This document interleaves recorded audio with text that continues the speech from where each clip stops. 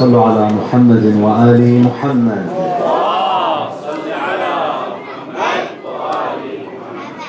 ثانية على حب الحسن والحسين.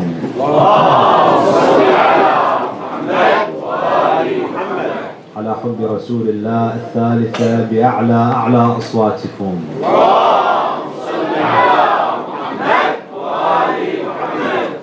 أعوذ بالله من الشيطان اللعين الرجيم. بسم الله الرحمن الرحيم. الحمد والثناء لله رب العالمين، ثم الصلاة والسلام على خاتم الأنبياء والمرسلين سيدنا ونبينا محمد وعلى أهل بيته الطيبين الطاهرين.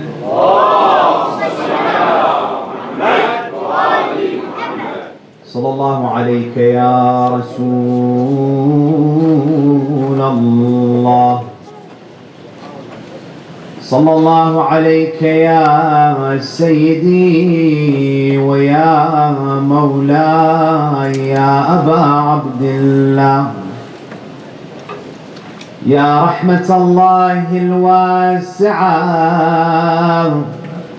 ويا باب نجاة الأمة ويا عبرة كل مؤمن ومؤمنة. يا ليتنا فيا ليتنا كنا معكم سيدي فنفوز والله فوزا عظيما. بسم الله الرحمن الرحيم. فأما إن كان من المقربين فروح وريحان وجنة نعيم. وأما إن كان من أصحاب اليمين فسلام لك من أصحاب اليمين. وأما إن كان من المكذبين الضالين فنزل من حميم وتصلية جحيم. إن هذا لهو حق اليقين. صدق الله العلي العظيم. عطروا أفواهكم وزينوا مجالسكم بذكر محمد وآل محمد.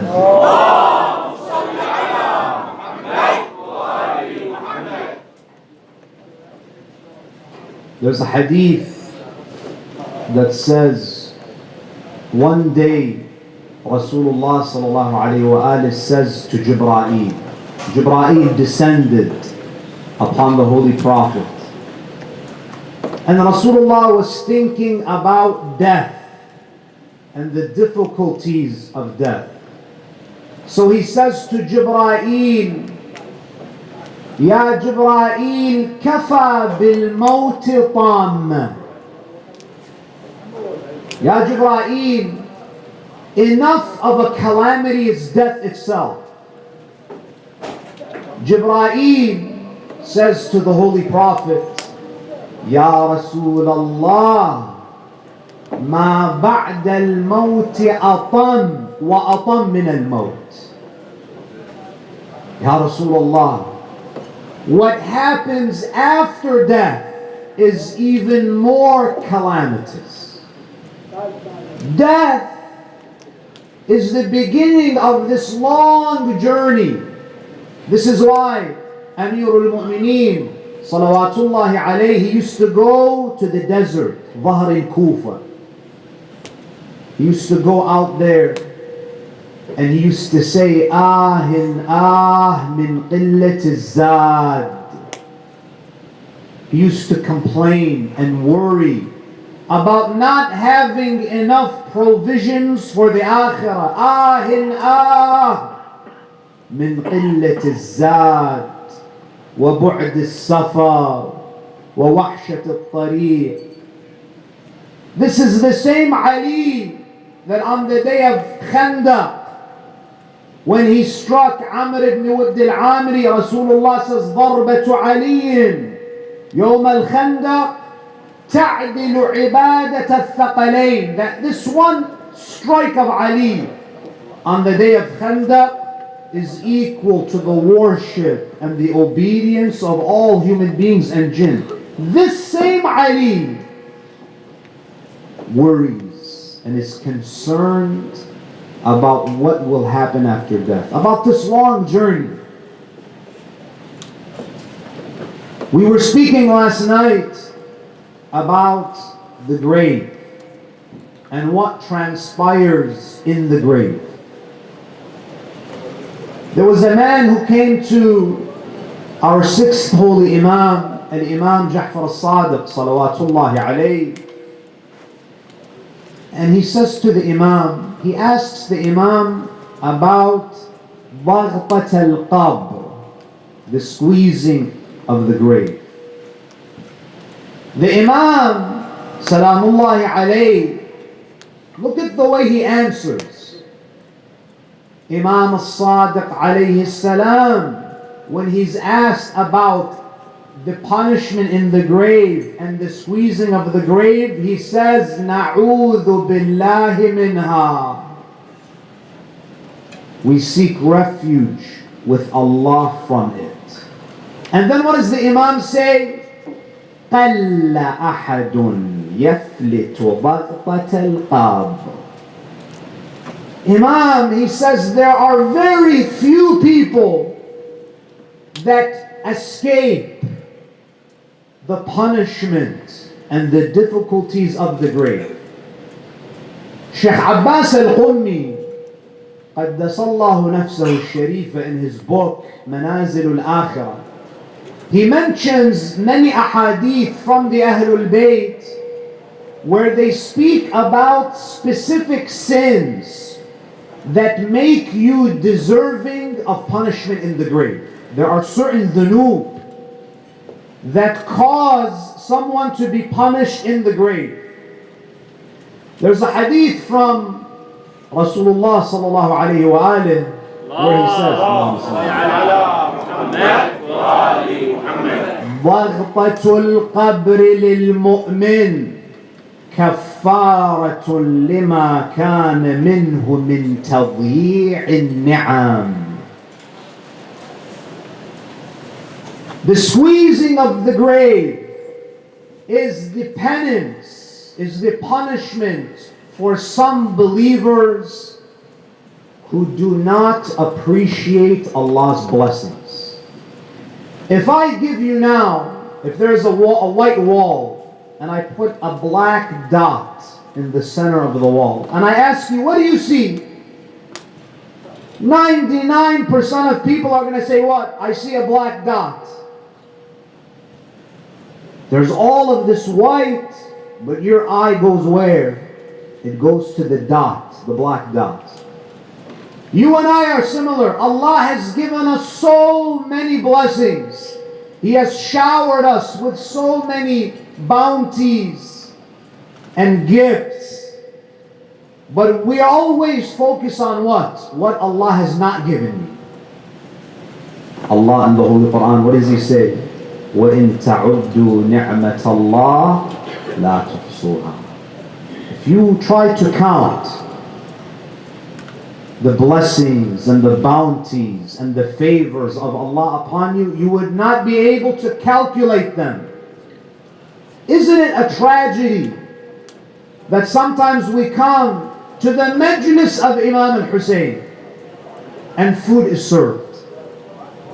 And what do?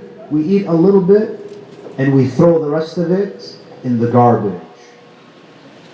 In the majlis of Imam al-Hussein, sometimes we come thinking that we're getting thawab, we end up doing something that's going to make us liable for punishment in the grave. Kufran al-ni'mah.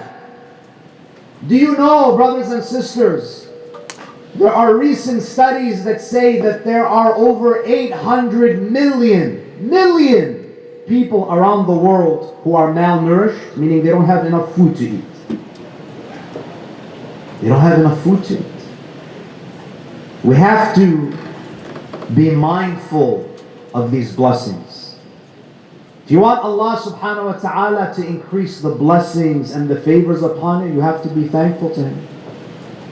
وَإِن شَكَرْتُمْ لَأَزِيدَنَّكُمْ. So the first sin that is mentioned is kufran al-ni'mah, not appreciating Allah's blessings, squandering the bounties of Allah. Number two, the hadith says, عَذَابُ الْقَبْرِ مِنَ النَّمِيمَةِ. The punishment in the grave, one of the things that causes someone to be punished in the grave is namima, ghiba, slandering. We come again to the majlis of Abi Abdullah al-Hussein, we listen, we shed tears after the majlis. Did you hear what Fulan said? Did you hear what Fulan said? We engage in ghiba, slander, backbiting. Do you know there's a hadith? This is a hadith that we have to memorize. Rasulullah sallallahu alayhi wa sallam, this is not my words or the words of any alim. This is a man who knows alam al-dunya and alam al-malakut, who went on mi'raj, who knows the secrets of this universe. Rasulullah says, وَهَلْ يُكَبُّ النَّاسُ عَلَى مَنَاخِرِهِمْ فِي النَّارِ إِلَّا حَصَائِدُ أَلْسِنَتِهِمْ. Is there anything, Rasulullah says, that causes people to enter the hellfire more than what their tongues harvest? The main organ of your body that will likely lead to punishment is your tongue. As Amir al-Mu'mineen says, جِرْمُهُ صَغِيرٌ وَجُرْمُهُ كَبِيرٌ. The tongue is very small. It's a small piece of meat. Imam says its size is very small, but its damage is so great. How much damage does this tongue cause? We have to be mindful. We have to be cautious. You find that we also have traditions that speak about being verbally abusive to your family. You know, there are some people, he comes to the community, he looks very holy, he has a beard, masbaha, he has 6 aqiq rings, but at home, he's like Fir'aun with his family. Have you seen people like that? Rasulullah sallallahu alayhi wa alihi says what? خَيْرُكُمْ لِأَهْلِهِ. The one who is the best among you is the one who treats his family the best, who is gentle with them, who is compassionate with them. وَأَنَا خَيْرُكُمْ لِأَهْلِهِ. And I am the best one to my family. You know, there was a companion of the Holy Prophet by the name of Sa'ad ibn Mu'adh. Sa'ad ibn Mu'adh was a famous Sahabi. Rasulullah was sitting with his companions. News reaches the Prophet that Sa'ad has passed away. The hadith says, فَقَامَ رَسُولُ اللَّهِ وَقَامَ أَصْحَابُهُ مَعَهُ. That the Holy Prophet stands up, they rise, the companions rise, and they go to participate in the funeral of Sa'ad ibn Mu'adh. The hadith says the Holy Prophet went barefoot, took off his abaya. The hadith says, فَنَزَلَ رَسُولُ اللَّهِ حَتَّى لَحَّدَ. The Holy Prophet went down into the grave. What a great honor that Rasulullah is burying you. You know, when you have someone die in the community, you bring the alim to pray over him. Rasulullah is praying over him. Rasulullah is burying him. Rasulullah went down into the grave, did the talqeen. فنزل رسول الله حتى لحداه. Sa'ad ibn Mu'adh, his mother, was still alive. She was watching. She said, she smiled. She said, هنيئا لك الجنة يا بني. Oh my son, receive the glad tidings of paradise. Rasulullah sallallahu alayhi wa alayhi says, فقال رسول الله يا سعد لا تجزمي على ربك. Don't speak on God's behalf. فإن سعدا قد أصابته ضمة. Sa'ad now is being punished in his grave. Allah, he's being punished. What did he do?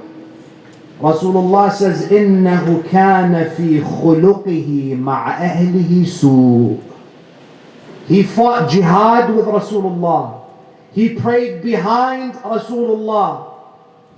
He had the honor of being a companion of the Prophet. Rasulullah buries him, does Salatul Mayyit upon him. But not even that was enough to save him. He was still punished. Why? Because he used to abuse his wife. He used to insult his family. Aggressive with them. He had no mercy with them. Because of this, he received a punishment. His akhlaq wasn't good with his family. صلوا على محمد وآل محمد.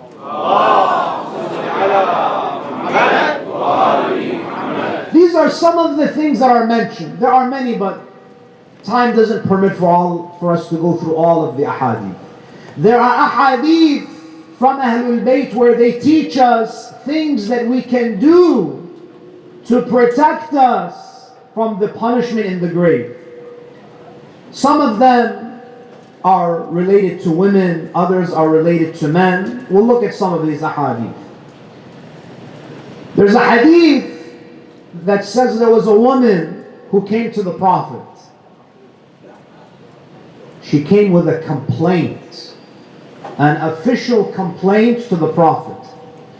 She says, Ya Rasulullah, لماذا فرقت بين الرجل والمرأة? Ya Rasulullah, how come you are not treating men and women equally? Now this shows you how open the Holy Prophet was. How approachable he was, that someone can come and ask the Prophet a question like this. This shows you that Rasulullah sallallahu alayhi wa alayhi was very kind, very approachable, that a woman has the audacity to say, Ya Rasulullah, how come you're being biased against women? She says, Ya Rasulullah, لماذا فرقت بين الرجل والمرأة في الجهاد مما يبعث عن حرمانها من الأجر والثواب. Ya Rasulullah, it's not fair that you take the men with you to battle and they have the opportunity to fight and they have the chance of becoming shuhada and gaining this great reward, while we're deprived. We don't have this chance. The Holy Prophet, he says to her, قال رسول الله صلى الله عليه وآله جهاد المرأة حسن التبعل. The jihad of a woman is to be good to her husband. Now you may say that that's it.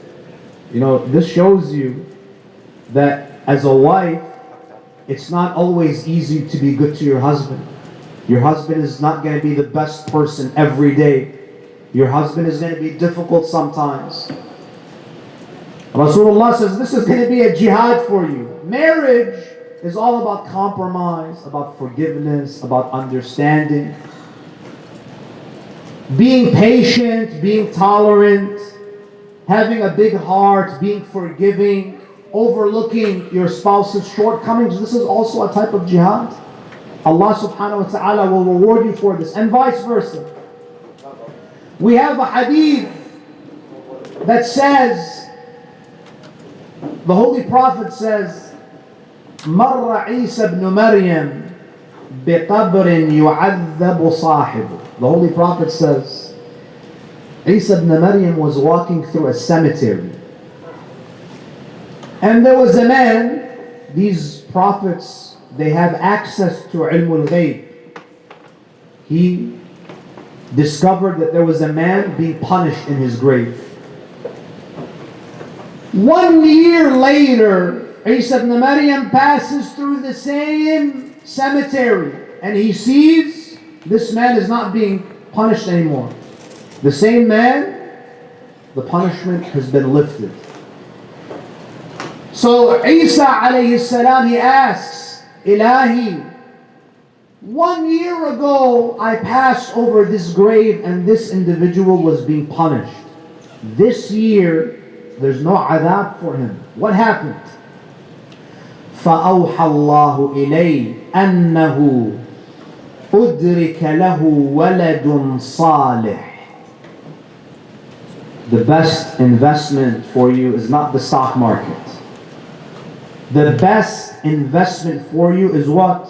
الذُّرِّيَّةُ الصَّالِحَةُ, a righteous progeny. Allah says to him that this man left behind a child who grew up and became pious.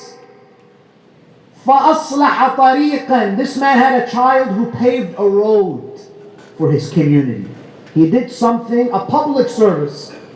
وَآوَى يَتِيمًا. And he gave shelter to an orphan. فَلِهَذَا غَفَرْتُ لَهُ بِمَا فَعَلَ ابْنُهُ. Because of what his son did, because he raised a good child, the thawab, what his son does, becomes residual reward for him. We have to invest in our children, brothers and sisters. Ibrahim alayhi salam, when Allah elevated him to the status of imama, what did he say? قَالَ إِنِّي جَاعِلُكَ لِلنَّاسِ إِمَامًا. Did he say, how great, how wonderful?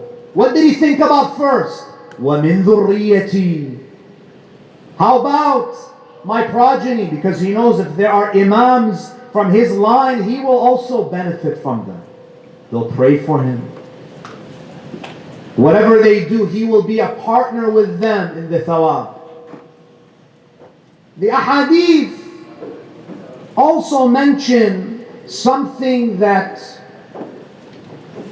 we may have trouble understanding. There's a hadith that says Zurara ibn A'yan. Zurara, one of the students of Imam al-Baqir and Imam al-Sadiq. You know, if you open the Risala Amaliya of your marji' and you look at Ahkam al-Janaza, the Ahkam of funerals, one of the things that it mentions is that it's mustahab to place 2 fresh green branches, 2 small branches on the side of the mayyit when you bury him. It's called al-jaridatan, mentioned in the Risala Amal. Zurara, he asks the Imam, Ya ibn Rasulillah, أرأيت الميت إذا مات لما تجعل معه الجريدة. Oh Imam, why is it that we bury the deceased with 2 small green branches? The Imam alayhi salam, he says, يتجافى عنه العذاب والحساب ما دام العود رطبا. As long as these sticks are green, it repels the punishment of the grave. Now you may tell me why, what's the reason? We don't know. We don't have to know everything. Ahlulbayt, this is what they say. They have more knowledge of the laws of Alam al-Akhirah. The Quran says, وَنُنْشِئُكُمْ فِيمَا لَا تَعْلَمُونَ. We are taking you to a world that you don't understand. There are things that you do, you may think it's nothing, but it has an impact. It also mentions pouring water. If you've been to a funeral, you see that one of the mustahabbat is that you pour water on top of the grave. There's a hadith from Imam Ja'far al-Sadiq, لا تصلوا على محمد وآل محمد.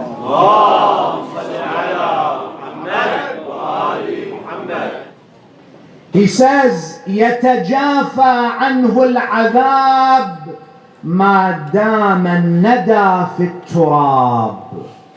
As long as the soil is wet from that water, he will not be punished in the grave. You see, brothers and sisters, Allah subhanahu wa ta'ala gives us so many ways to repel punishment. Allah subhanahu wa ta'ala is not itching to punish us. There's a hadith that says, Hasan al-Basri, he's a respected figure in the Sunni tradition. He comes to Imam Ja'far al-Sadiq, salawatullah. He comes to Imam Zayn al-Abidin. He says, Ya ibn Rasulullah, ajibtu liman naja, kayfa naja. How do people end up in paradise? It seems so difficult. How? He's amazed. I wonder at the person, how he reaches Jannah, how he attains salvation. Imam Zayn al-Abidin, do you know what he says? This is for people who, when you tell them, come to the masjid, pray, they say, no, I'm going to Jahannam already, there's no point. You know, sometimes you meet people, they have no hope in Allah. They committed some sins, and he says, khalas, I'm going to Jahannam, the bottom of Jahannam, not just Jahannam. Imam As-Sajjad alayhi salam, he says, وَأَمَّا أَنَا فَعَجِبْتُ لِمَنْ هَلَكَ كَيْفَ هَلَكَ مَعَ سَعَةِ رَحْمَةِ اللَّهِ. What astonishes me, Imam As-Sajjad says, is how someone can end in Jahannam while Allah is so merciful. How? My dear brothers and sisters, there's a hadith from the Holy Prophet where the Holy Prophet also mentions that having an intense love for the Ahlulbayt will also benefit you greatly in the grave. When you love someone, it has to show, right? If it's the 17th of Rabi'ul Awwal, the day of the Holy Prophet's birth, and your house is not decorated, and it's a day like any other day, can you claim to be a lover of Rasulullah? On December 25th, I get phone calls. Sheikh, can we celebrate Christmas? It's the birth of Isa alayhi salam. Well, it's the birth of Isa, which is not accurate historically. But let's assume that it is the birth of Isa ibn Maryam. How come you don't call on 17th of Rabi'ul Awwal and say, can we celebrate the birth of Rasulullah? Why is Isa, you want to have a tree, you want to decorate, but Rasulullah, there's no celebration in our homes? We have to have this love for them. There's a hadith where the Holy Prophet says, حُبِّي وَحُبُّ أَهْلِ بَيْتِي نَافِعٌ في 7 مواطن أهوالهن عظيمة. There are 7 stations where the love of Ahlul Bayt will greatly benefit you, and all 7 of them are terrifying. Times where you really need any help that you can get. عند الوفاة, when you're on your deathbed, we mentioned that the human being, معاينة النبي والأئمة, that you see the imams, and your emotions at that moment will depend on your relationship with them. Were you really close to them? Did you follow them? وفي القبر, and in the grave. وعند النشور, when you come out of your grave. وعند الكتاب, when the books, your book of A'mal is handed to you. These are all terrifying moments. وعند الحساب, when you're being judged. وعند الميزان, when your A'mal are being weighed. وعند الصراط, when you are crossing the bridge over Jahannam, which leads to paradise. Rasulullah says, loving me, obeying me, loving Ahlul Bayt will benefit you in all of these 7 stations. And then finally, and we'll conclude here, Salatul Layl. Salatul Layl. We barely pray Salatul Fajr, but we'll speak about Salatul Layl. Hopefully people will be motivated to pray Salatul Layl. There is a hadith from Imam Ali ibn Musa al-Ridha, salawatullahi alayhi, Sultan al-Muhammad. He says, alaykum bi salatil layl. Pay attention, the Imam says, to Salatul Layl, the night prayer. فَمَا مِنْ عَبْدٍ يَقُومُ آخِرَ اللَّيْلِ فَيُصَلِّي 8 ركعات وركعتي الشفع والوتر واستغفر في قنوته 70 مرة. The Imam says, anyone who stands up in the middle of the night, performs 8 rak'ah nafilatul layl, 2 rak'ah of salatul shaf, 1 rak'ah of salatul wat, does istighfar 70 times in his qunut, illa ujira min adhab al-qabr, except that that person will be protected from the punishment in the grave. Many of you have heard of Allama al-Tabatabai, the author of Tafsir al-Mizan. He studied in Najaf. When he arrived in the holy city of Najaf, he was a young man getting ready to organize his classes, didn't really know how to start, what to do. He was a young student who had just arrived. He wanted advice, looking for the right teachers. He was standing there and a man put his hand on his shoulders. Ayatollah Ali al-Qadi,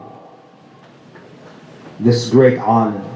He says to him, Sayyid Hussein, if you want dunya, pray Salatul Layl. And if you want akhirah, pray Salatul Layl. The Imam says, إلا أجير من عذاب القبر ومن عذاب النار ومول في عمره ووسع عليه في معيشته. You gain the dunya and the akhirah from the Salatul Layl. You know when you're in love, have you seen someone who's in love? When they're in love with someone, if they're engaged especially, what happens at night? They pick up the phone and they talk, right? Can't put the phone down. You can't sleep without talking to your beloved. This is what happens to you when you fall in love with a makhluq. What will happen when the love of Allah takes over your heart? Many of you may have heard of Sheikh Ja'far Kashif al-Ghita. Sheikh Ja'far Kashif al-Ghita, one of the great mujtahideen of the holy city of Najaf, he had a young son, the age of many of the shabab I see here, 15 years old, 16 years old. It was a very cold night in the city of Najaf. Those of you who've been to Najaf, especially in the winter, you know that the wind, it hits the bone, yeah? It was late at night, maybe a couple hours before Fajr. Look at the type of father Sheikh Ja'far Kashif al-Ghita was. He wakes up his son. He's a young man. You know, teenagers when they sleep, they go into a coma. Have you seen them? It's hard to wake them up. He wakes up his son. Ya bunay, qum hatta nusalli salat al-layl fi haram Amir al-Mu'mineen. Let us go pray Salatul Layl in the haram of Amir al-Mu'mineen. Let us recite dua and pray Fajr there. His son was reluctant. He says to his father that I'm not ready. You go and I'll catch up with you. Sheikh Ja'far, he's an intelligent father. Spent a lot of time in Najaf, so he's not fooled by that. So he says, I'll wait for you. His son saw that his father's an alim, so he reluctantly, begrudgingly got out of bed, did wudu, you know wudu in the morning, freezing water. He puts on his clothes. They're walking through the alleyways of Najaf 2 hours before Fajr. Imagine how cold it is. He's walking. Sheikh Ja'far is looking at his son. His son is not happy that he's walking in the cold. They get to the gate. Sheikh Ja'far sees that there is a beggar sitting on the ground, extending his hand begging. Sheikh Ja'far, he takes advantage of a teachable moment. He says, my son, who is this? The son says, it's a beggar. Sheikh Ja'far says, what is he doing? The son says, he's trying to collect some money. Sheikh Ja'far says, how much money do you think he'll collect this morning? The son says to his father that nothing substantial, maybe a few dirhams, nothing more, a very minuscule amount of money. Sheikh Ja'far smiled and he says, Bunay, la takun aqal min hadha al-faqir. This beggar got out of his bed, left his family, walked in these alleyways, sacrificed his sleep, is sitting on the freezing cold ground because maybe someone will give him some money. It's not 100% sure. Maybe he'll get something. So the possibility of a monetary reward was enough for him to get out of bed. Bunay, what does Allah say about those who pray Salatul Layl? Does Allah say, maybe I'll reward you? Allah says, فَلَا تَعْلَمُ نَفْسٌ مَا أُخْفِيَ لَهُم مِّن قُرَّةِ أَعْيُنٍ جَزَاءً بِمَا كَانُوا يَعْمَلُونَ. No soul can comprehend the delights that are waiting for them. Ahlulbayt say this is a reference to Salatul Layl. On the eve of Ashura, the companions of Imam al-Hussein, they were also engaged in Nafilatul Layl. If you were walking around the camp of Abi Abdullah on the eve of Ashura, the camp sounded like the buzzing of a beehive. Dhikrullah, recitation of Quran, Salatul Layl, Dua.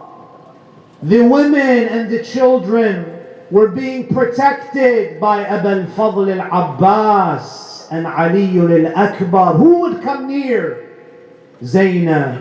Who would come near Sukayna and Ruqayya when there's Ali al-Akbar?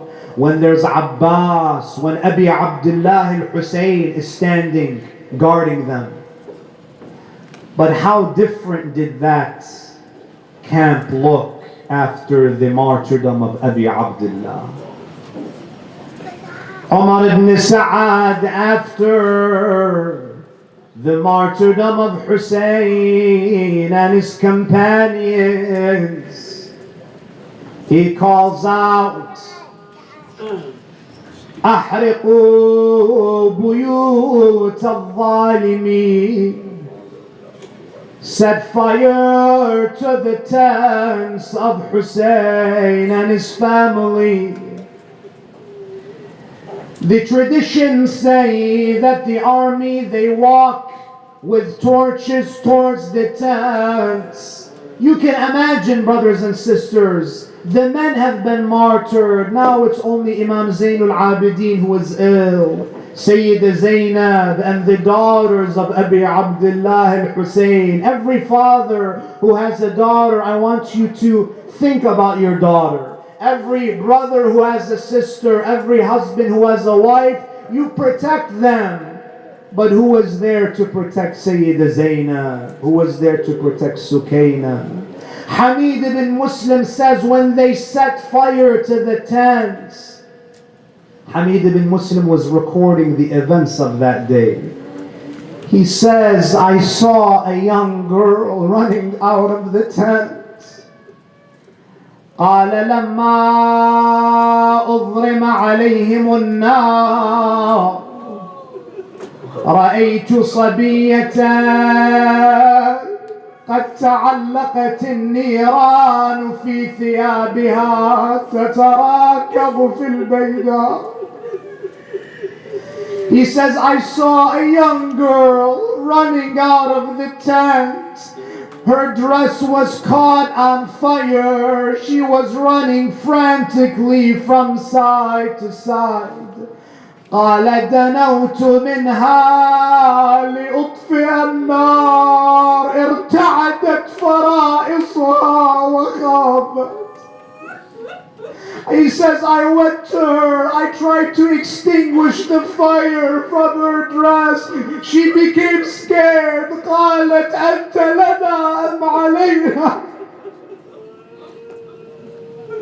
She says, are you with us or are you against us? قال لا لكم ولا عليكم. I'm not with you nor am I against you. قالت يا عم هل قرأت القرآن? Have you read the Quran? He says, yes, I have read it. Why do you ask? She says, فهل قرأت قوله تعالى فأما اليتيم فلا تقهر. He says, yes, I've read that verse. Why are you mentioning this verse? Who are you? قالت أنا يتيمة أبي عبد الله. I am the orphan of Hussein. I am the daughter of Imam al-Hussein. She says, can you take me? خذني إلى طريق الغريب. I want you to take me to Najaf. He says to her, what do you have in Najaf? She says, أخبرتني عمتي زينب أن لنا قبرا في الغريب قبر جدنا أمير المؤمنين. That there is a grave in Najaf that belongs to our grandfather Ali ibn Abi Talib. She told me, ما أتاه مكروب ولا طالب حاجة إلا قضى الله حاجته. Take me to Amir al-Mu'mineen. He says to her that Najaf is too far. Let me take you to Shatt al-Furat. You need to drink water. He leads her to Shatt al-Furat. As they get closer, brothers and sisters, to the banks of the Euphrates, he says, I saw her starting to run. I thought she was going to go to the water. Instead, she goes to a body without arms. فألقت بنفسها على جسد أبي الفضل فقالت يا عم قم وانظر ماذا صنعوا بنا. Oh my Uncle Abbas, stand up and see what they have done to the daughters of Rasulullah. La hawla wa la quwwata illa billahi al-ali al-azim. وسيعلم الذين ظلموا آل محمد أي منقلب سينقلبون والعاقبة للمتقين. My dear brothers and sisters, we have people who need our dua. We have those who are ill in our community and abroad. Let us recite the ayah أَمَّنْ يُجِيبُ الْمُضْطَرَ 5 times for their speedy recovery. Bismillahir Rahmanir Rahim. أَمَّنْ يُجِيبُ الْمُضْطَرَ إِذَا دَعَاهُ وَيَكْشِفُ السُّوءَ. أَمَّنْ يُجِيبُ الْمُضْطَرَ إِذَا دَعَاهُ وَيَكْشِفُ السُّوءَ. أَمَّنْ يُجِيبُ الْمُضْطَرَّ إِذَا دَعَاهُ وَيَكْشِفُ السُّوءَ. Everyone together. أَمَّنْ يُجِيبُ الْمُضْطَرَّ إِذَا دَعَاهُ وَيَكْشِفُ السُّوءَ. أَمَّنْ يُجِيبُ الْمُضْطَرَّ إِذَا دَعَاهُ وَيَكْشِفُ السُّوءَ. يا الله يا الله يا الله يا الله يا الله يا الله يا الله. نسألك بمحمد وعلي وفاطمة والحسن والحسين والتسعة المعصومين من ذرية الحسين. فرج عنا يا الله فرجا عاجلا قريبا كلمح البصر أو هو أقرب من ذلك، وإلى أرواح المؤمنين والمؤمنات ومن مات على ولاية أمير المؤمنين. رحم الله من قرأ السورة المباركة الفاتحة مسبوقة بالصلاة على محمد وآل محمد.